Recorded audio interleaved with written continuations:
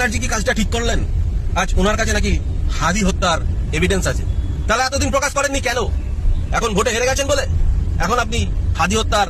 আগে জানতাম মমতা ব্যানার্জি চোরের রানী, আগে জানতাম মমতা ব্যানার্জি চোরের রানী, আর এখন দেখছি ঘর শত্রু বিভীষণ। ঘর শত্রু বিভীষণ হচ্ছে মমতা ব্যানার্জি।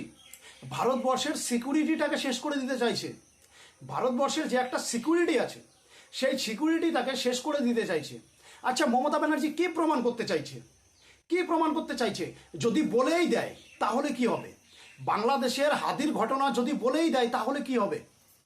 ইন্টারন্যাশনাল ইস্যু হবে, ভারতের অপমান হবে, ভারতের বেইজ্জতি হবে, ভারতের ওপর প্রেশার আসবে। তার মানে এক কথায় কি, ঘর শত্রু বিভীষণ। মমতা ব্যানার্জি কখনোই চায় না ভারতবর্ষের ভালো হোক, সবসময় চায় ভারতবর্ষের খারাপ হোক। পশ্চিমবাংলাকে বাংলাদেশ বানিয়ে দেবো, পরিষ্কার কথা। একবার ভাবো, ভারতবর্ষের সিনেমা দ্য কেরালা স্টোরি একটা অরিজিনাল কাহিনী, সেই কাহিনীটাকে পশ্চিমবাংলায় রিলিজ হতে দেয়নি। পশ্চিমবাংলায় রিলিজ হতে দেয়নি কেননা উনি মনে করেছেন পশ্চিমবাংলাটা ভারতবর্ষের মধ্যেই নেই। ভারতবর্ষের অন্য সব রাজ্যে রিলিজ হয়েছে কিন্তু পশ্চিমবাংলায় রিলিজ হয়নি। উনি জানতেন যে পশ্চিমবাংলা তো ভারতবর্ষের মধ্যেই নয়, পশ্চিমবাংলা হচ্ছে বাংলাদেশ, পরিষ্কার কথা। আর সেই কারণেই উনি এখন বলছেন আমি হাদির ঘটনা ফাঁস করে দেব, সব তথ্য ফাঁস করে দেব।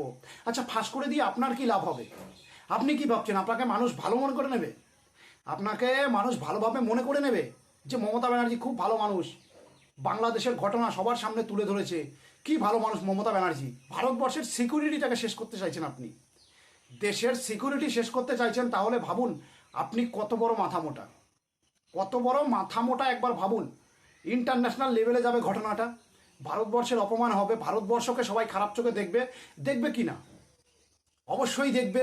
যদি সত্যি হাদির ঘটনায় ভারতবর্ষের হাত থেকে থাকে, কিংবা নাও থাকতে পারে, কোনো কথা নেই, কিন্তু মমতা ব্যানার্জি যেই কথাটা বলেছে সেটা কি ঠিক? সেটা কি উচিত? বাংলাদেশে কি হলো না হলো সেটা পরের কথা, সেটা বাংলাদেশের আইন দেখুক, বাংলাদেশের সরকার দেখুক। হ্যাঁ, যদি অন্য কোনো ম্যাটার হয় সেটা নিয়ে আপনি কথা বলতে পারেন, কিন্তু এই যে ম্যাটারটা, হাদির ম্যাটার, এই ম্যাটার নিয়ে আপনি কথা বললেন কিভাবে? আপনার একবারও বুক কাঁপলো না? একবারও কাঁপলো না বুক? ভয় করলো না আপনার যে আমি তো ভারতবর্ষের সিকিউরিটি শেষ করে দিচ্ছি, আমি তো ঘর শত্রু বিভীষণ হয়ে যাচ্ছি? না, আপনি সেটা ভাববেন না। আপনি প্রথম থেকেই হাম্বা হাম্বা রাম্বা রাম্বা টাম্বা টাম্বা, আপনার মুখে যা আসে আপনি বলে দিস, আপনি বলে দেন আপনার মুখে যা আসে। তাই এখনও বলছি সময় আছে, শুধরে যান। আপনি কি ভেবেছেন এরকম উল্টোপাল্টা কথা বললে মানুষ আপনাকে আবার আপন করে নেবে?